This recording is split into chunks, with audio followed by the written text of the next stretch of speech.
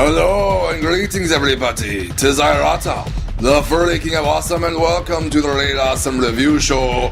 We're keeping the awesome Summer Movie Spectacular 2018 alive each and every week.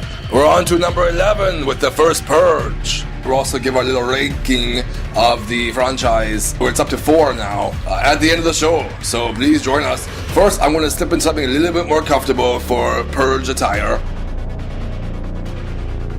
Alright, now we're entering spoiler territory. The biggest annoyance, I say, is this character played by this, comedian named Mugga. That's her name, M-U-G-G-A, that's it. She's trying to be like Monique or something. So she's got the whole, what'd you say here? How could you do that? What'd you say that? Please, motherfucker. And she's cursing inside churches and they're all laughing. That does not ring true. You know, she's a comic relief that doesn't really provide any comedy. She's that kind of token black chick or guy in the typical movie, but they're all black, so it's kind of weird. Thankfully, she's not gonna have a whole lot of screen time, but still, when she's on there, it's just painfully annoying. That part's where the sister left somewhat safe church to find the brother to rescue him with no weapons of any kind. Even Alon sometimes makes some dumb mistakes, like that one time after his entire crew is shot up and he's under the car, he just immediately exits under the car, even though the drones are still there and they still could shoot him and see him.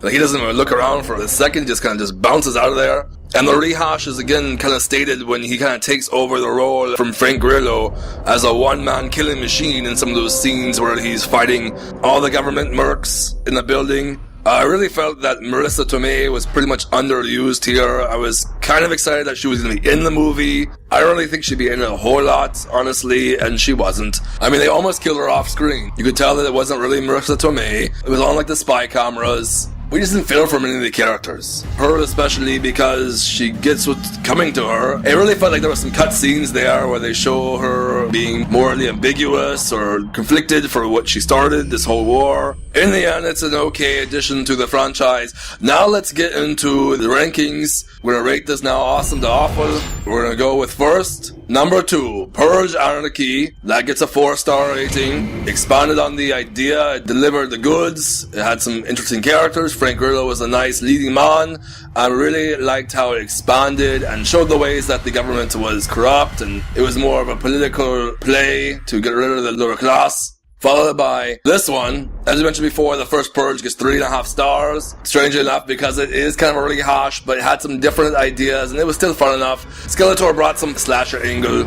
I wanted to see more of the whole way that people were staying for certain reasons. I wanted to follow more characters. I wanted to go a little bit more in depth with the whole neon contact lenses. I liked how that was filming them. They really could have done more with that. They kind of just gave up on that halfway through the movie. That was a bit disappointing. And then next we have Purge Election Year. It's also 3.5 stars. Definitely a strong cast. Frank Grillo and Elizabeth Mitchell.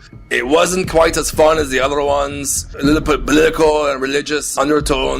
Followed by definitely the worst of the bunch, the very first one, which is strange for a franchise. Usually the first is a better one or one of the better ones. This is definitely the worst one, even though you got the great talents of Ethan Hawke and Lena Headey. It was very much a generic kind of home invasion thriller, limited the premise by far too much, didn't open the world, even though it was low budget, they could have done a lot better. The kid was also very annoying, didn't really like it. Alright, there you have it folks, that's our rankings of the Purge franchise, probably the last we'll see. Now I recommend everybody seeing the TV show and following that. Hopefully it does the premise well and develops the characters better, while still having some cool deaths and some interesting ideas. I'm gonna take this mask off for a sign off.